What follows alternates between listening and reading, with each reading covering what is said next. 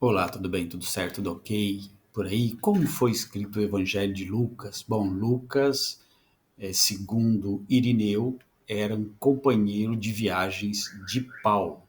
Mas existe um porém, será que o Lucas que andou com Paulo é o mesmo que escreveu o Evangelho? Bom, segundo Irineu, parece que sim. Irineu escreve assim: Lucas era inseparável de Paulo e seu companheiro de trabalho no Evangelho. Paulo tem declarado em suas epístolas, dizendo: Ademais me desamparou e se tem desviado para Tessalônica, Crescente para a Galiléia, Tito para a Dalmácia, somente Lucas está comigo.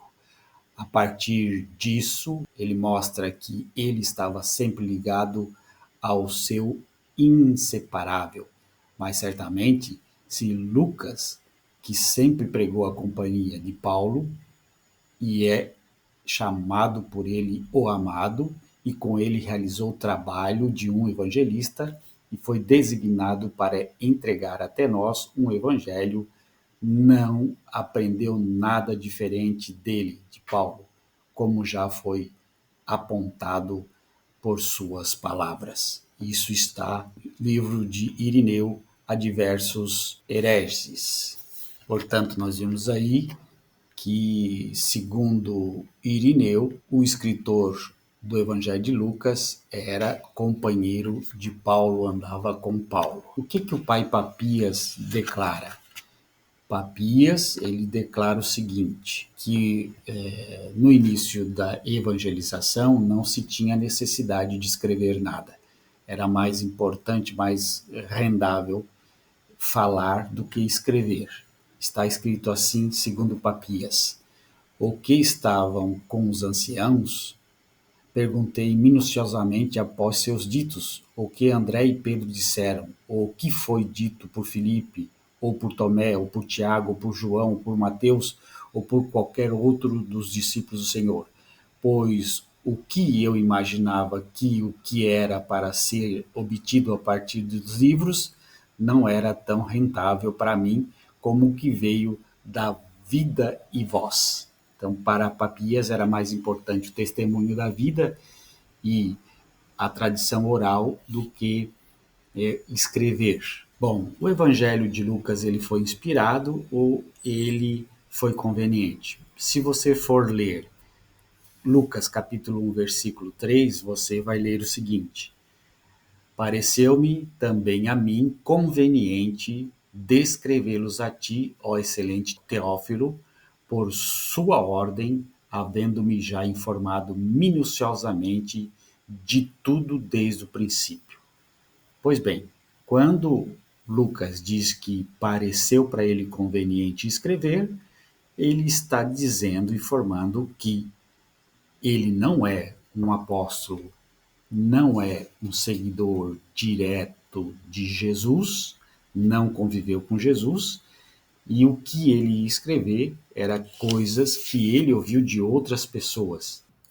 Então nós vemos aí que o relato de Lucas, ele diz: muitos já se dedicaram a elaborar um relato dos fatos que se cumpriram entre nós. Então, Lucas está dizendo que muita gente já escreveu sobre Jesus, sobre o que Jesus falou, conforme nos foram transmitidos por aqueles que desde o início foram testemunhas oculares e servos da palavra. Então, Lucas está dizendo que ele vai escrever o texto dele segundo o que ele ouviu dos testemunhas oculares. Ele não está escrevendo daquilo que ele ouviu dos testemunhos oculares, mas o que ele ouviu de pessoas que ouviram dos testemunhos oculares. Eu mesmo investiguei tudo cuidadosamente. Então, Lucas está dizendo que ele foi um estudioso, um teólogo, um historiador da vida de Jesus, desde o começo, e decidi escrever-te um relato ordenado, ó excelentíssimo Teófilo. Então, ele resolveu escrever um relato. Ele não diz que foi inspirado, ele diz que foi conveniente para ele escrever um relato a o Teófilo, já que Teófilo também sabia do que tinha acontecido, mas Lucas iria transmitir de uma forma mais verídica a história. E Lucas 4 diz assim: para que conheças a certeza das coisas de que já estás informado. Então, quando Lucas diz fostes instruídos, ele está falando daqueles que têm uma instrução pré e pós-batismal de convertido. Então, Teófilo era um convertido. Ele ia transmitir, ensinar aquilo que ele ouviu que disseram sobre Jesus. Repito, Lucas não diz que o que ele escreveu foi inspirado. Lucas também não se sabe quem é realmente. Existem hipóteses de que ele possa ter sido aquele que andava com Paulo, mas não temos certeza disso.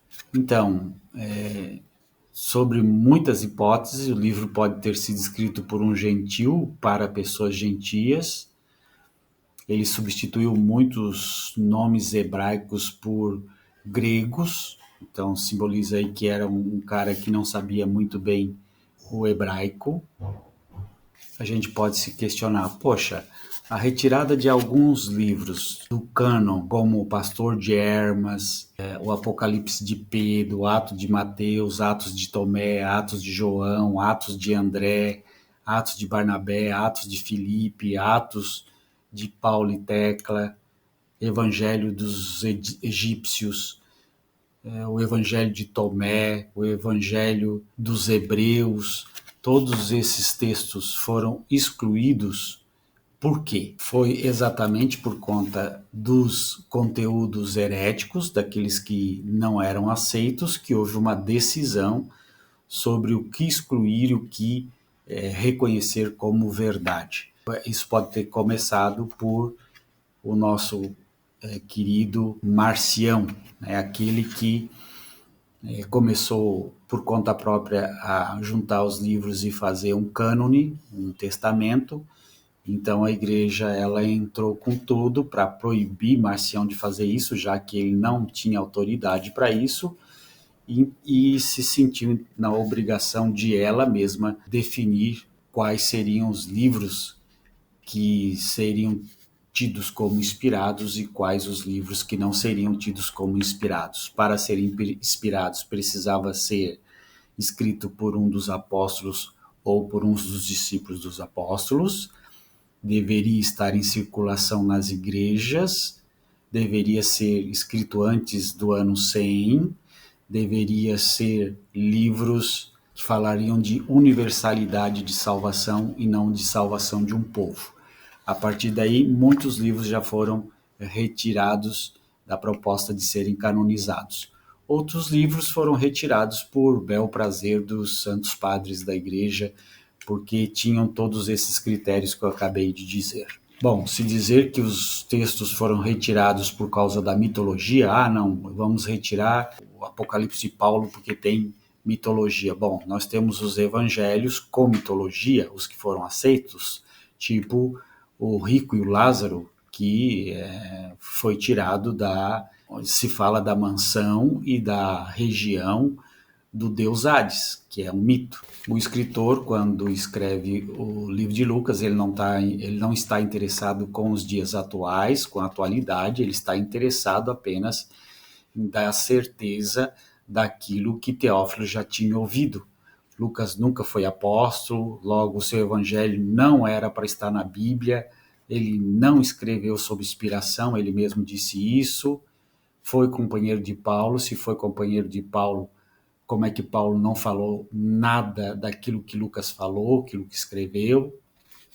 Nós sabemos que o João pode ter morrido lá pelos anos 80 depois de Cristo, e pelo que se vê na história, João não conheceu o Evangelho de Lucas. Portanto, todos esses eventos, todas essas falácias são pura hipótese sem evidência. O escritor do Evangelho de Lucas é um escritor anônimo. Não se sabe quem foi. Não sabemos se tem as prerrogativas necessárias para se tornar escritura o Evangelho de Lucas.